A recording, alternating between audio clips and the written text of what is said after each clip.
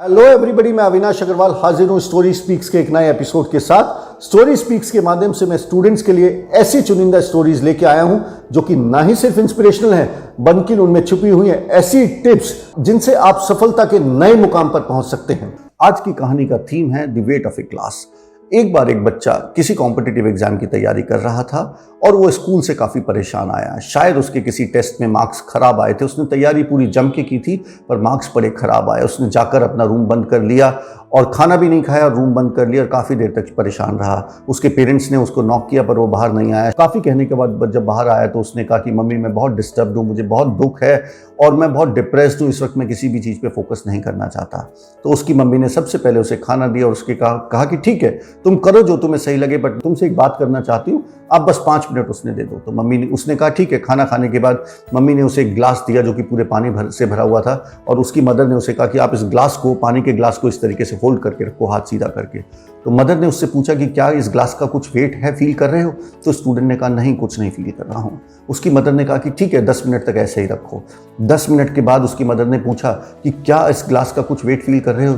तो उसने कहा हाँ मम्मी, थोड़ा थोड़ा दर्द हो रहा है। कि मदर ने उससे फिर से पूछा क्या आप इस ग्लास को 4 घंटे तक होल्ड कर सकते हो? उसने कहा नहीं मम्मी, मैं इस ग्लास को 4 घंटे तक होल्ड नहीं कर सकता। तो उसकी मदर ने उसे कहा कि लाइफ में डिसअपॉइंटमेंट तो आते ही हैं, पर डिसअपॉइंटमेंट को आप किस तरीके से टेकअप करते हैं, किस तरीके से फेस करते हैं, ये डिपेंड करता है कि आप सक्सेसफुल होंगे या फेलियर होंगे। अगर आप उस डिसअपॉइंटमेंट को, छोटे से छोटे डिसअपॉइंटमेंट को भी अगर बहुत लंबे समय तक अपने दिल और जहन में लगा लेते हैं तो वही आपको इतना भारी कर सकता है, इतनी परेशानी कर सकता है कि लाइफ में शायद आप उसी को हैंडल ना कर पाओ।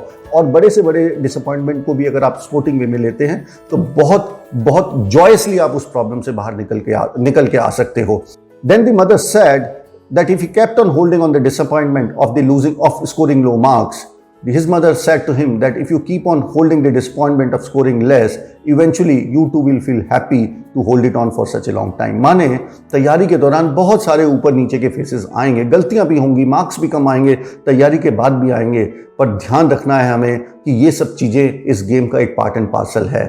इस गेम के अंदर फेलियर कुछ नहीं होता है, या तो जीत होती है या सीख होती है। या तो हम जीत जाएंगे या हमें सीख लेना है। और सीखने का मतलब मैं ये कहता हूँ mistakes are always meant for learning.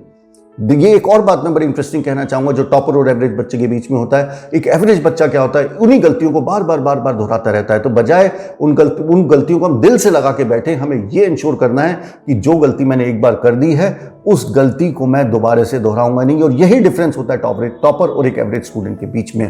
You know, somebody has rightly said that lessons in life would be repeated. Lessons in life would be repeated unless they are learned। और एक बड़ी इंटरेस्टिंग चीज़ आपसे मेरे दिमाग में आ रही है, इमीडिएटली स्ट्राइक की है। किसी ने बहुत ही सही कहा है, गलती करना प्रकृति है, गलती करना नेचुरल है, गलती करना प्रकृति है, मान लेना संस्कृति है, संस्कार हैं, और सुधार लेना प्रगति है, सुधार लेना प्रगति है।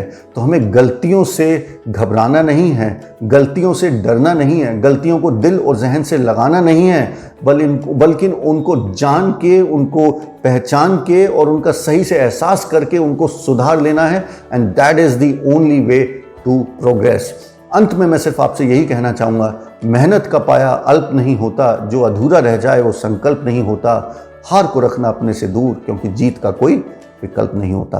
And last but not the least, I would like to tell you about my books, Topper Study Hack, which is useful for students who are preparing for board, JEE and NEET, and Success Blueprint for competitive examination, which is useful for students preparing for banking, SSC, railway and defense.